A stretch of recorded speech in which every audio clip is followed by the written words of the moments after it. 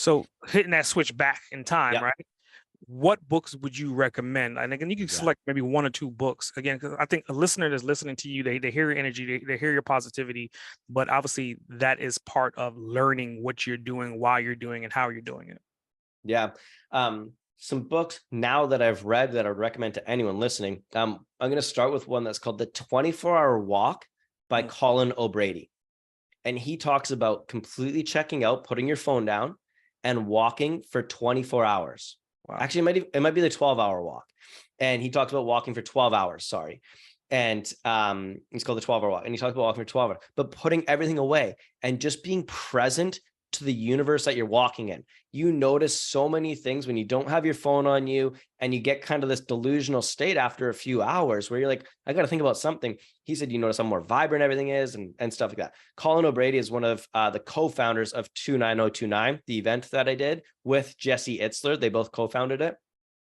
And he's done some of the most crazy stuff in the world, climbing Everest and being the first person to go across Antarctica. But the principles in the books he talks a lot about are a lot of what I applied to my life today, of using physical fitness to attach to your business. So the 12-hour walk by Colin O'Brady, and it's all about just the principles of checking out and things like that. Absolutely amazing book.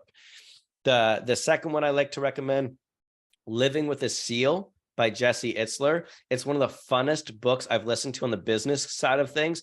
Jesse does a very good job of not just being the boring business book, but if you know David Goggins, he actually had David Goggins come live with him for 30 days. And he shares all these Mm, stories of living with a seal. And it's just absolutely hilarious that he makes him start doing like a burpee test in the middle, right before one of his meetings. And just, again, the philosophies that we're capable of a lot more. When you're sitting here like, oh, I've got so many big meetings today, I don't have time to go for a run.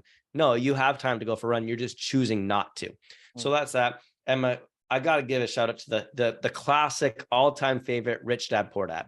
I mm. mean, anyone who hasn't read Rich Dad Poor Dad, that is the first book I ever read in my life. I hated reading. Again, a lot of those ADHD principles didn't allow me to become a good reader until I learned how to read with it. But Rich Dad Poor Dad was the first book I ever read where I learned about assets and liabilities and how you need to buy assets to pay for your liabilities, which is why I bought my rental property to pay for our fishing, because we couldn't afford to go fishing every week Mm. or every month. But when we bought that rental property, the cash flow paid for us to go fishing. And all of a sudden we had no excuse not to go because we had the money and we wanted to create the time to make it happen. So Rich Dad Poor Dad by Robert Kiyosaki got to be one of the all-time classics.